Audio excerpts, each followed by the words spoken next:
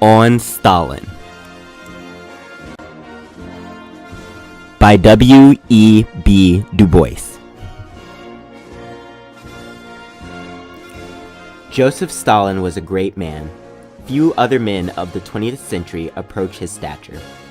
He was simple, calm, and courageous.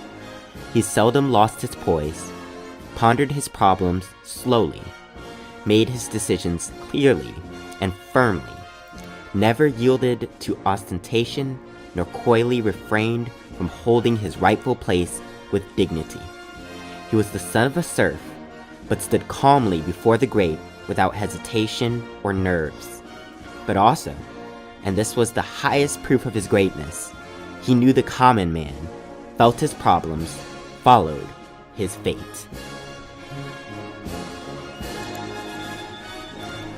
Stalin was not a man of conventional learning. He was much more than that. He was a man who thought deeply, read understandingly, and listened to wisdom, no matter whence it came. He was attacked and slandered as few men of power have been, yet he seldom lost his courtesy and balance, nor did he let attack drive him from his convictions, nor induce him to surrender positions which he knew were correct. As one of the most despised minorities of man, he first set Russia on the road to conquer race prejudice and make one nation out of its 140 groups without destroying their individuality. His judgment of men was profound. He early saw through the flamboyance and exhibitionism of Trotsky, who fooled the world, and especially America.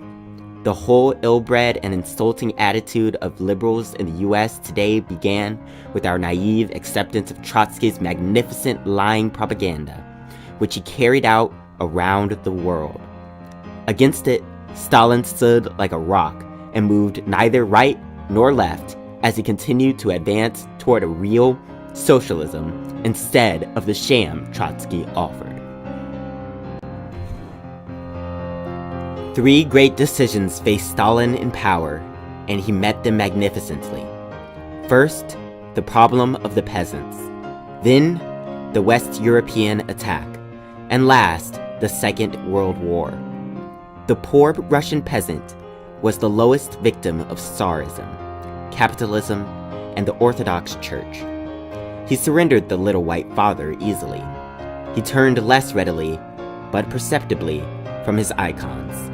But his kulaks clung tenaciously to capitalism and were near wrecking the revolution when Stalin risked a second revolution and drove out the rural bloodsuckers. Then came the intervention, the continuing threat of attack by all nations, halted by the Depression, only to be reopened by Hitlerism. It was Stalin who steered the Soviet Union between Scylla and Charybdis. Western Europe and the US were willing to betray her to fascism, and then had to beg her aid in the Second World War.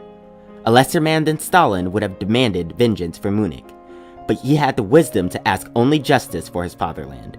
This Roosevelt granted, but Churchill held back. The British Empire proposed first to save itself in Africa and Southern Europe, while Hitler smashed the Soviets. Then came the problem of peace. Hard as this was to Europe and America, it was far harder to Stalin and the Soviets.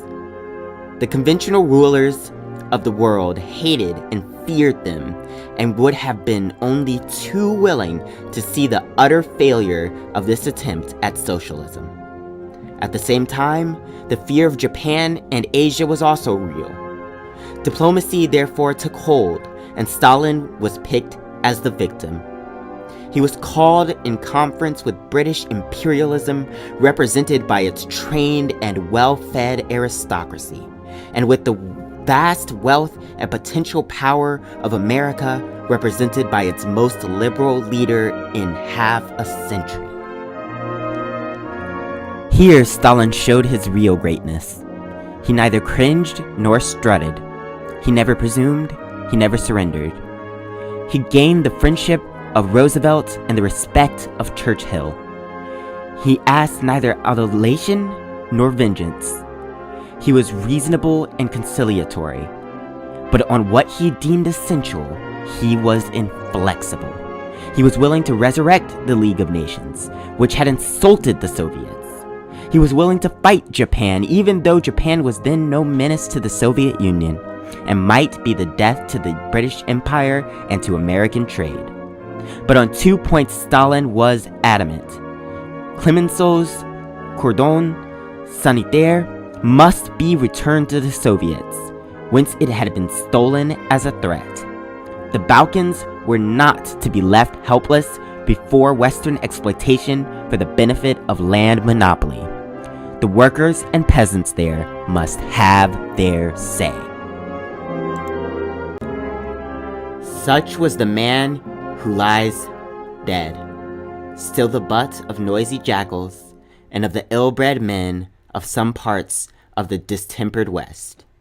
In life, he suffered under continuous and studied insult. He was forced to make bitter decisions on his own lone responsibility. His reward comes as the common man stands in solemn acclaim.